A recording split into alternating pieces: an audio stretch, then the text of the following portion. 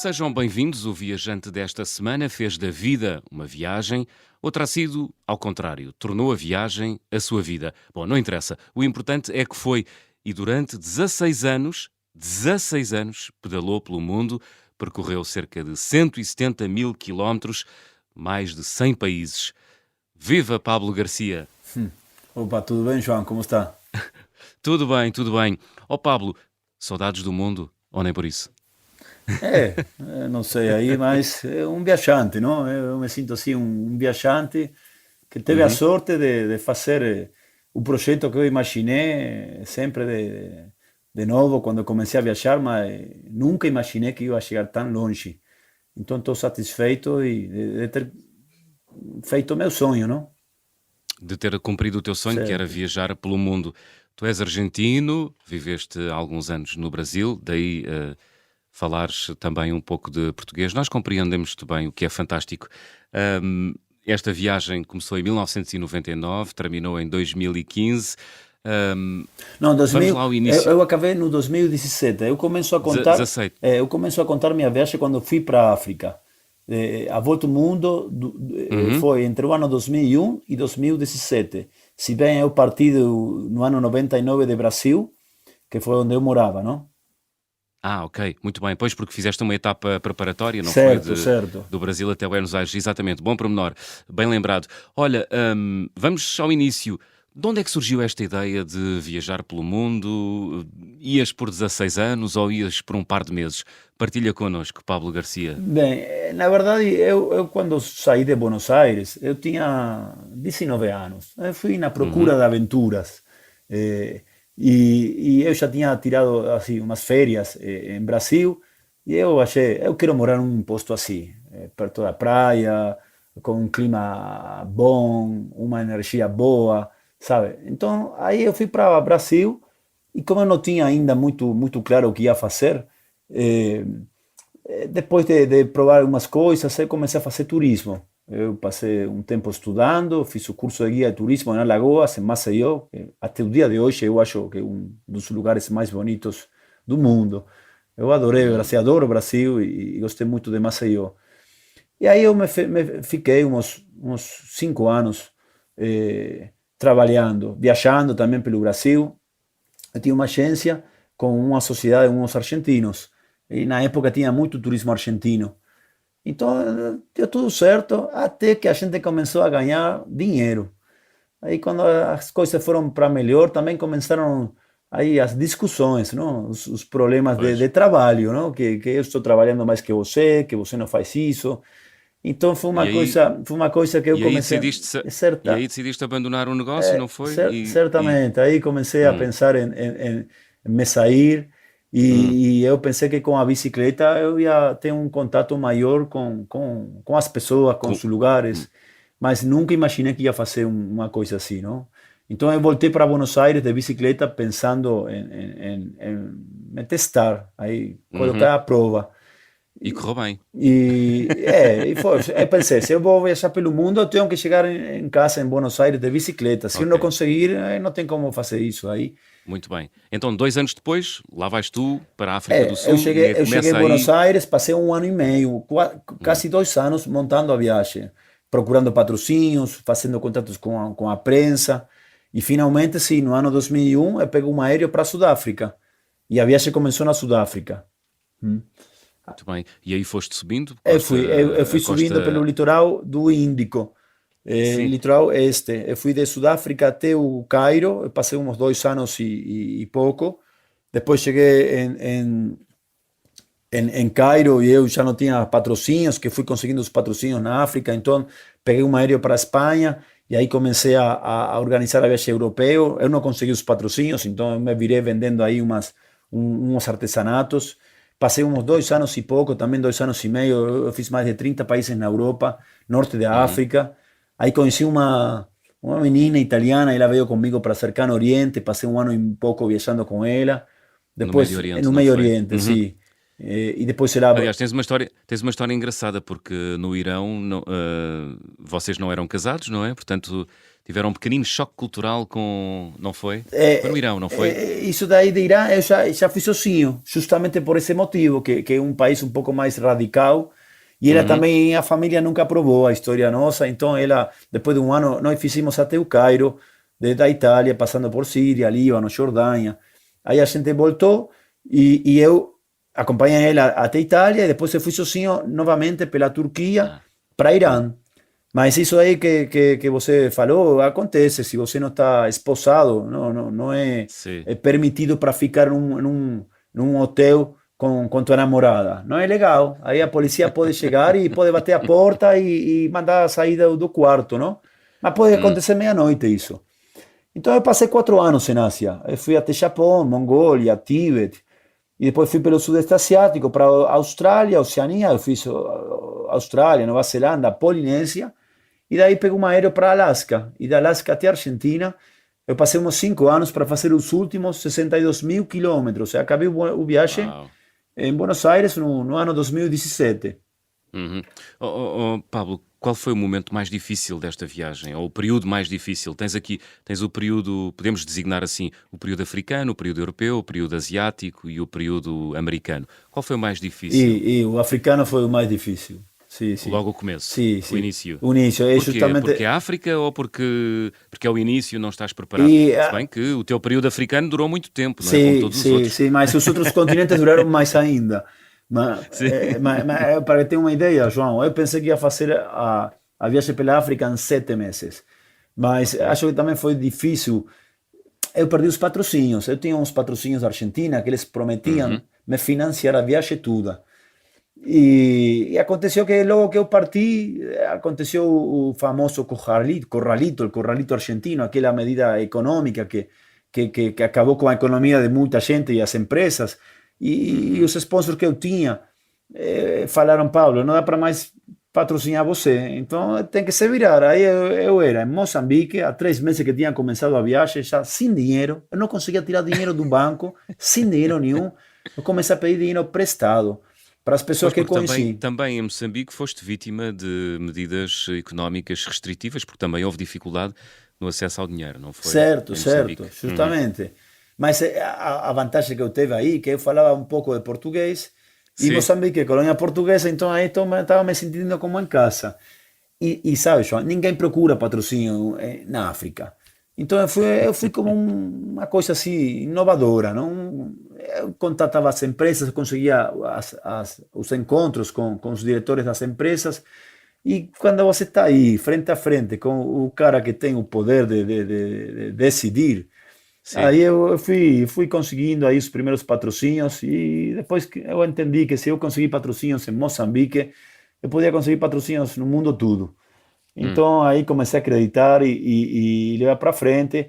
E aquela previsão que eu tinha de fazer a viagem em 7 meses de África acabou sendo em 27 meses. Mas eu Uau. conheci a África de um jeito que, sabe, que eu chegava numa cidade e eu ficava 4 semanas, 5 semanas batendo portas de empresas e até conseguir. Portanto, nós podemos concluir que a tua viagem de 16 anos, como eu dizia no início, é quase uma vida, não é? Portanto, ias vivendo e viajando. É Justamente, isso, Pablo? justamente, não foi só a viagem. Eu pensava fazer a viagem de início, eu pensava que ia fazer em Sim. 30 meses.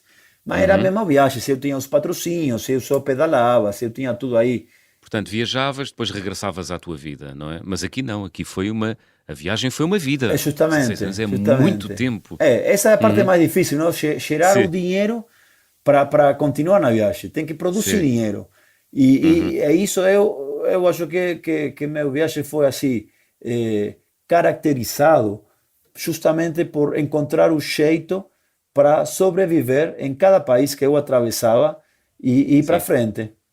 Imagino que fizeste coisas incríveis, ou não?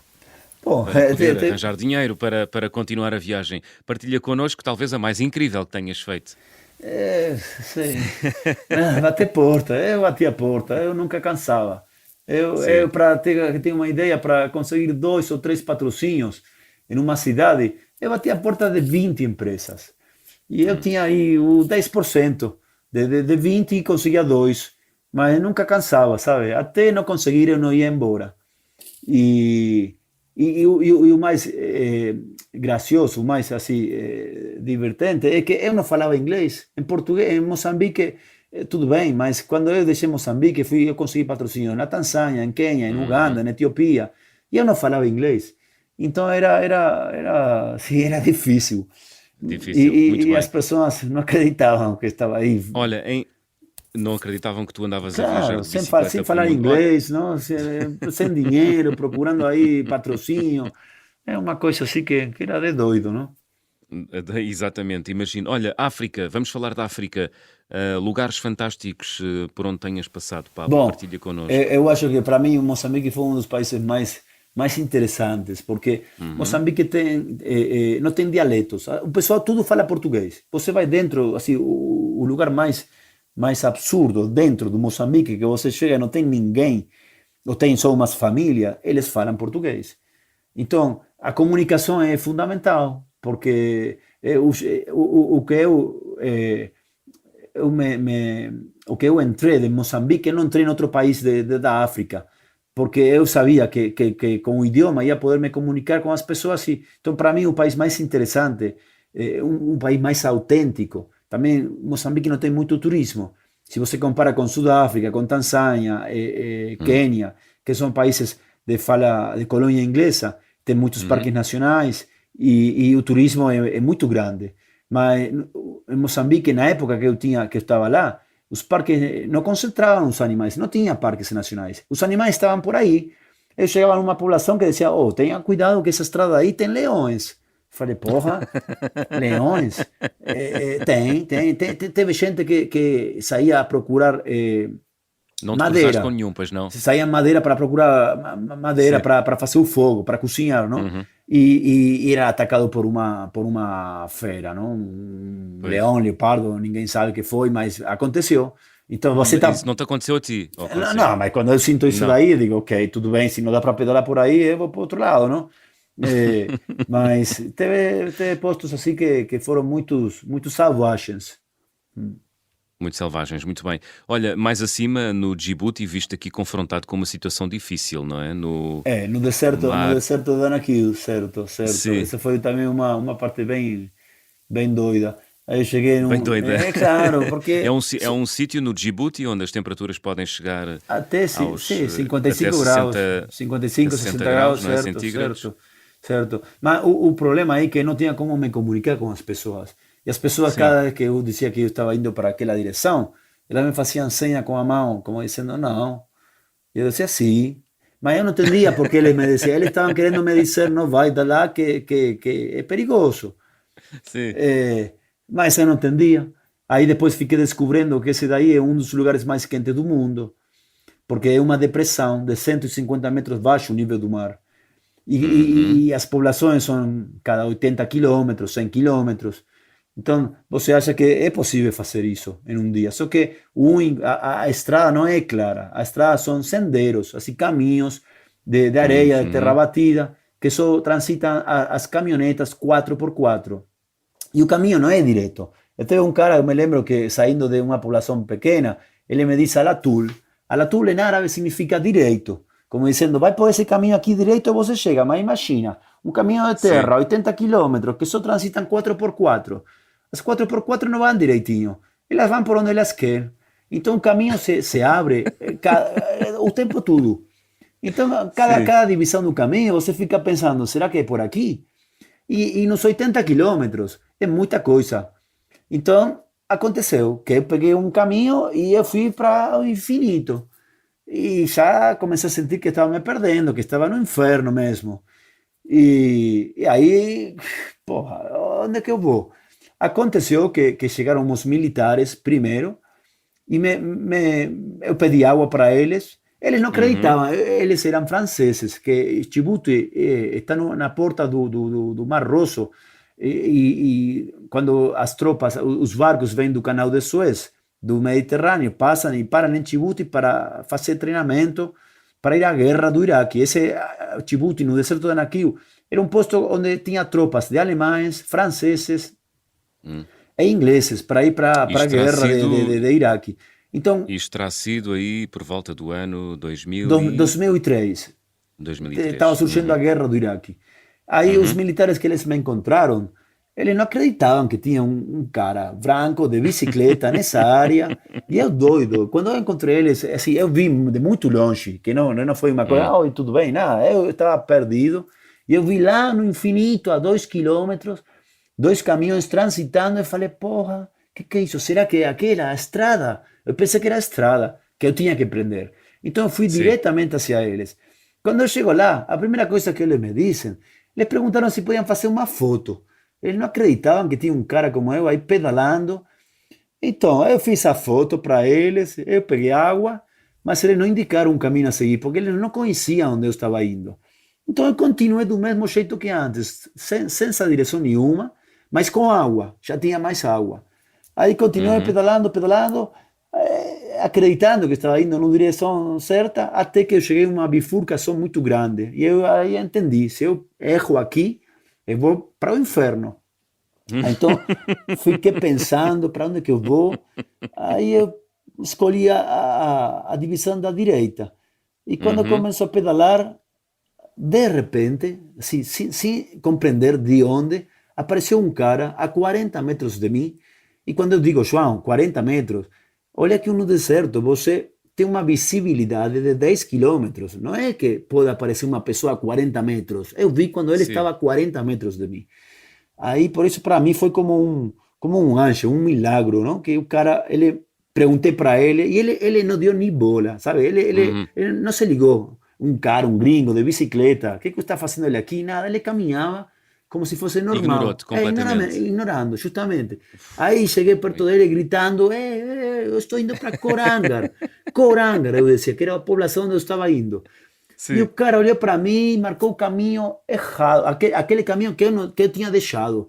sim. E aí que eu entendi, se esse cara aqui não aparecia nesse momento certo, quem sabe onde eu tivesse acabado.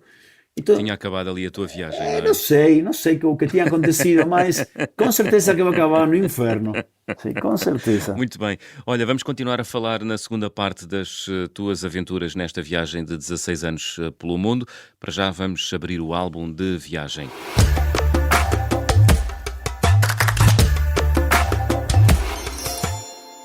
Então, Pablo Garcia, guardas contigo ou em casa ou tens contigo algum objeto especial que tenhas trazido desta volta ao mundo de 16 anos? Eu sempre tenho aí as bandeirinhas, as bandeiras dos Ah, países que eu visitei, eu levo sempre na bicicleta.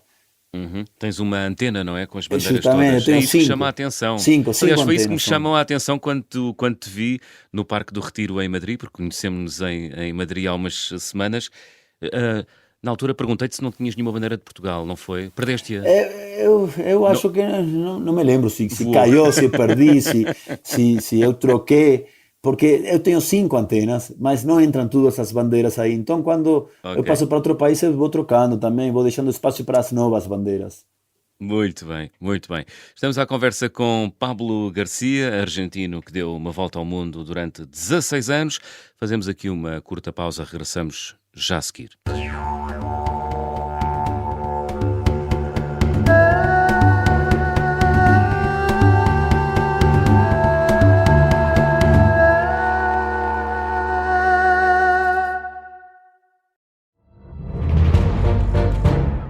Saquei. Tirei a faca. Fui, empunhei e mesmo no momento em que...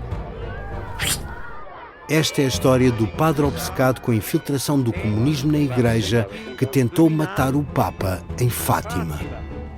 E do misterioso segredo fechado num cofre que os unia. Assume-se como um protegido pela Virgem de Fátima.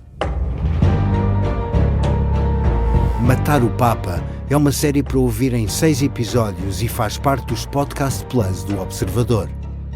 Pode acompanhar todas as semanas no site do Observador, nas plataformas de podcast e no YouTube.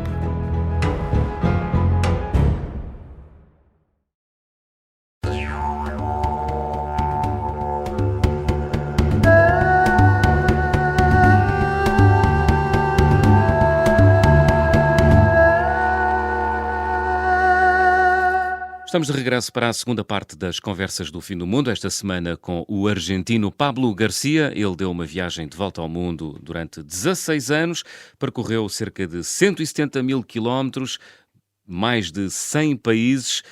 Pablo, na primeira parte contavas-nos o teu encontro no meio do deserto com um anjo que te salvou da morte certa. Mas tiveste outras aventuras ao longo destes 16 anos. Quando digo aventuras, é aventuras de vida ou morte. Verdade? Eu acho que assim também as partes mais difíceis foram a altitude, não? A atitude. Certo.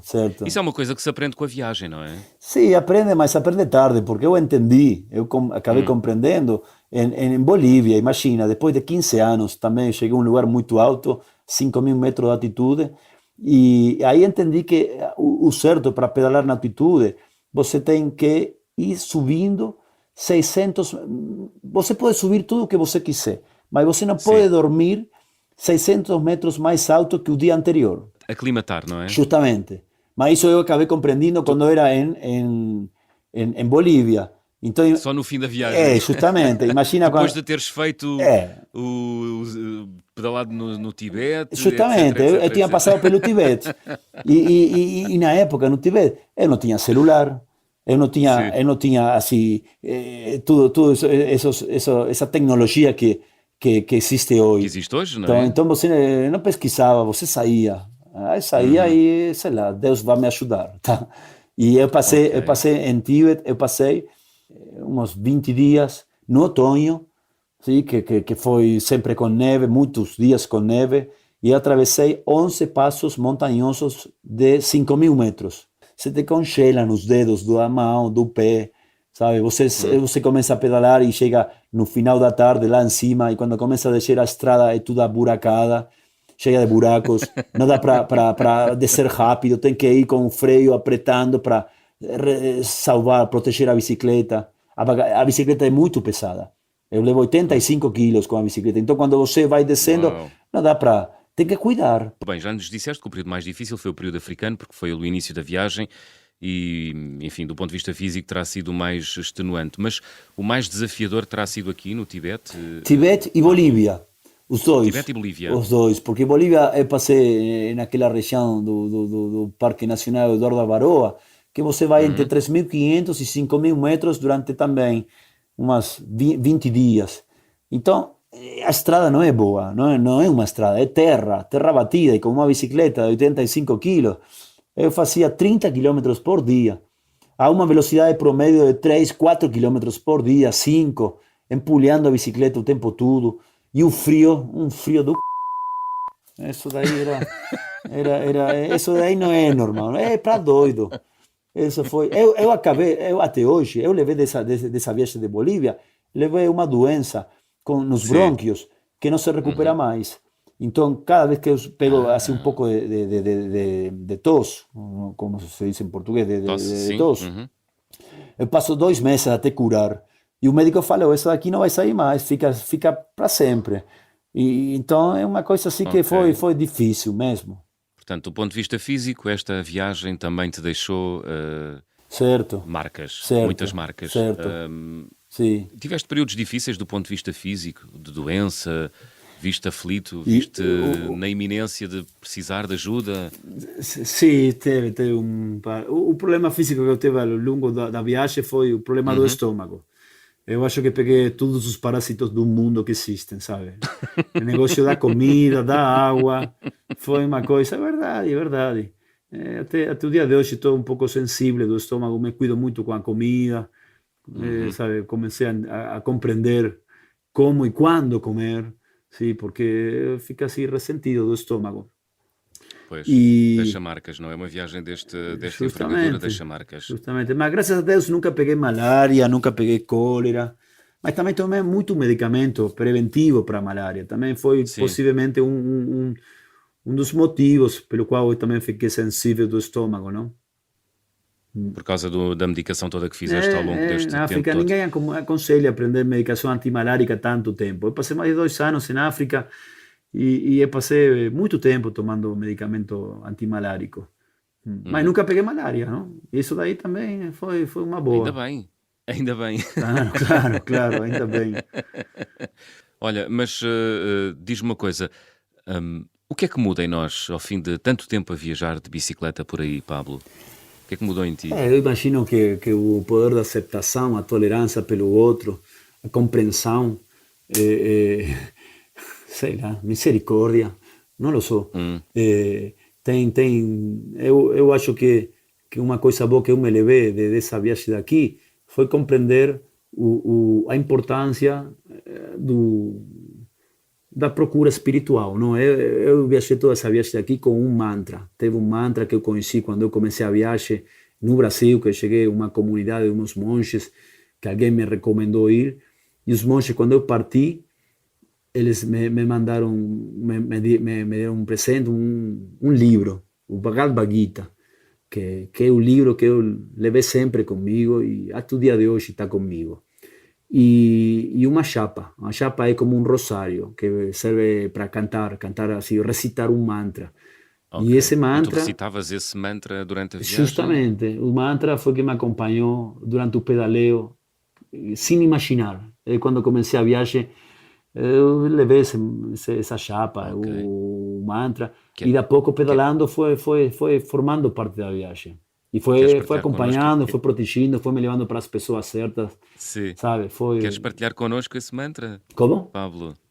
Partilha connosco esse É mantra. o mantra Hare Krishna. Diz Hare Krishna, Krishna Krishna, Hare Rama, Rama Rama, Hare Hare. É uma vibração transcendental que ele te conecta com, com o poder supremo e protege, Ok. acompanha. Tornaste uma pessoa mais espiritual depois desta viagem de 16 anos. Eu acho. Aí já, Sim. mas essa é outra conversa, não? Que não é. Não, mas é esta a conversa. É uma coisa assim que eu acho que é uma das coisas mais lindas que eu descobri e que existe toda essa energia que está dentro de nós e que forma parte da natureza, parte de tudo, do tudo, não? E que é essencial para estar em harmonia com um mesmo e com o entorno, com o exterior. Muito E bem, foi determinante na minha viagem, muito com bem, certeza. muito bem. Olha, 170 mil quilómetros, 16 anos a pedalar, mais de 100 países. Qual foi aquele lugar ou aquele sítio que te deixou, como se diz em português, de queixo caído, boca aberta, causou maior espanto? Que me causou espanto. Bom, Sim, eu acho. positivamente, claro. Positivamente? Ok. Sim, sim. Bom, tem o Tíbet, eu presenciei no Tíbet o que é chamado enterro celestial. Quando os mortos, quando as pessoas morrem, não tem como enterrar, não? Como botar assim, enterrar, porque não tem terra, não? É só pedra. E também não tem madeira para queimar. Então, tem uma cerimônia que prendem o corpo e eles cortam em pedaços e dão para os buitres, os urubu, como que vocês chamam, não é? Os Em português, abutres. os buitres. E aí o buitre come o corpo todo, não? Então, essa foi uma coisa assim mais impressionante que eu presenciei. Mas eles compreendem que isso daí forma parte do ciclo da vida, não? Entregar para o mundo vivo o corpo de produz assim forma parte do ciclo da vida, não? Então, isso foi uma das coisas mais impressionantes. Mas também Ok. eu resgato muito a hospitalidade muçulmana, sim, que foi também uma coisa que eu não esperava e que fiquei de boca aberta, não? A Há muitos hospitalidade. preconceitos, não é? Justamente. Sobre esta região do planeta. Mas olha, o lugar mais bonito que viste, Tem muitos lugares bonitos. muitos, não é? Na Imagino. Jordânia fiquei de boca aberta. Jordânia, Turquia. São países que têm muita coisa para ver assim, frente à natureza. O deserto de Wadi Rum, em Jordânia, uma coisa belíssima, na imponente. O Tibete, 5.000 metros de altitude. Bolívia, todos esses lugares bem difíceis para pedalar são realmente impressionantes. É verdade. É como na vida, não é? O mais difícil de obter é o mais belo. Justamente. Certo. Olha, também passaste por Portugal, não foi? Passei por Portugal, claro. Passei, mas Onde? passei pelo sul, não? Anos depois fui para Porto, mas eu vinha do sul da Espanha, fui para Algarve, cheguei até Lisboa e depois já voltei para o sul novamente. Mas me di muito bem também em Portugal. Na época eu vendia umas bonequinhas aí para sustentar a viagem, eu fui vendendo e Sim, eu me di bem. Eu tenho um bom carinho aí com todo países de fala portuguesa.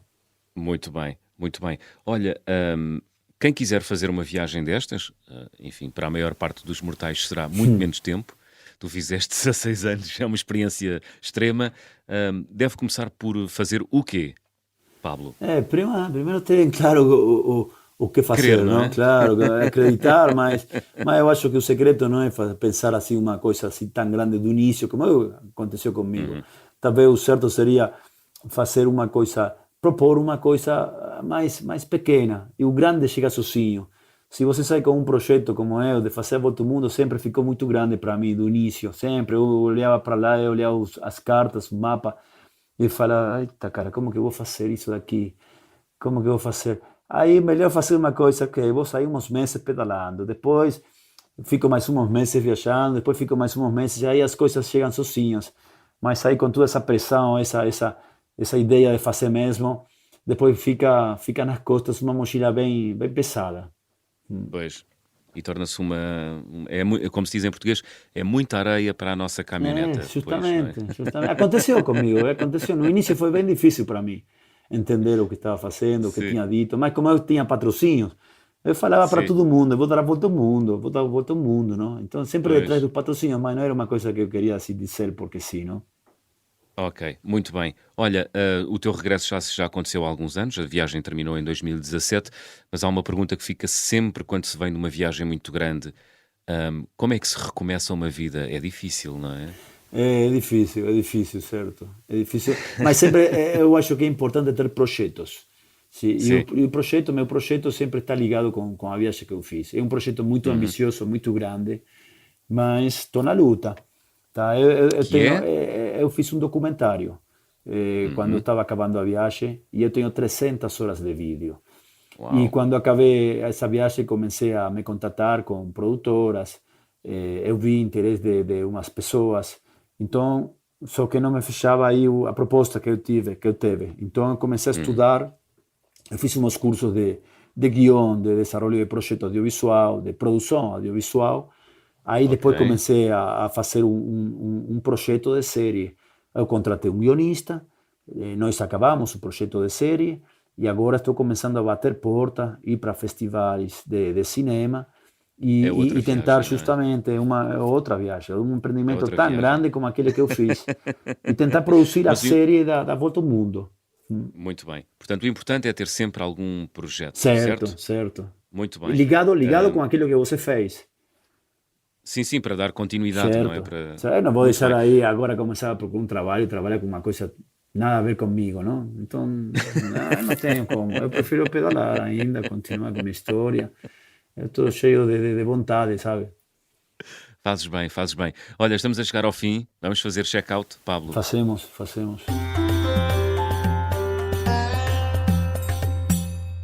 Então vou pedir-te para completares as habituais frases. Na minha mala vai sempre. O Bhagavad Gita. Vai o quê? Não O percebi, não livro, o percebi. livro, o livro Bhagavad Gita. Aquele que deram os Ah, e o monges. livro, o tal livro, o tal livro. Muito bem. Como é que se chama? Diz devagar. Bhagavad Gita. Bhagavad Muito Gita. bem, É muito bem. em nome hindu, não é fácil, mas é o É o livro nome hindu. Bhagavad Gita. Muito Bhagavad bem. Gita. Olha, a viagem com mais peripécias que realizei até hoje. Bom, assento que aqui é o momento. Qual foi a maior peripécia? Rapidinho, Tibete, Pablo. Tibete. Tibete. Tibete. Tibete, tudo é uma aventura, não Sim, é? sim, foi. Porque é alto, porque é difícil, é inóspito, é do ponto de vista Justamente, físico é uma aventura, é? justamente, sim. Ok. A recordação de viagem mais cara? E Norte-América, Austrália. Não. Aí você Austrália. tem que acampar o dia todo. Eu passei um ano acampando, montando a tenda. Não sei, eu queria uma cama, Não dava sabe? para mais, Não não dava é? para mais, não. Ok. O carimbo de passaporte ou o visto mais difícil de obter? Também Norte-América. América do Norte, muito bem. A refeição mais estranha? Já agora, levantaram-te muitos problemas porque deviam chegar de bicicleta ou não? Não, mas eles acreditam que você quer ficar aí mesmo, não? Então tem que Ah, mostrar, ok. provar que está com dinheiro, que está viajando mesmo. Então, Sim. também Israel foi difícil entrar, não? Israel? Israel, sim, eu passei umas 3 horas, me passaram me entrevistando. porque eu vinha de muitos países árabes. Eu tinha muitos carimbos de países árabes quando eu cheguei em Israel. Ok. Então eles não acreditavam muito. Sim. A refeição mais estranha, qual foi? Leite de vaca com sangue. Sim. Onde? É uma mescla que fazem as tribos na África, prendem sangue da vaca e misturam com leite. E é uma refeição assim, principal para os meninos. Como eles não comem a carne, assim, eles não matam a vaca para pegar a carne, eles prendem a sangue. E que tem sangue. proteína também. Então é um alimento comum nas tribos. E a recomendas ou não? Não, uma coisa horrível. Não, uma coisa. Fiquei repetindo aí o dia todo, isso daí foi horrível. Pois. Olha, gostava de viajar com? E con mi enamorada, eso siempre es bello, es siempre bonito. Pero no seguro mucho, ¿no? Pasó unos 2 años y después cansó. Tem planos já para uma próxima viagem? Bom, agora vou ficar aqui por Espanha, promocionando meu livro, que eu tenho um livro em espanhol.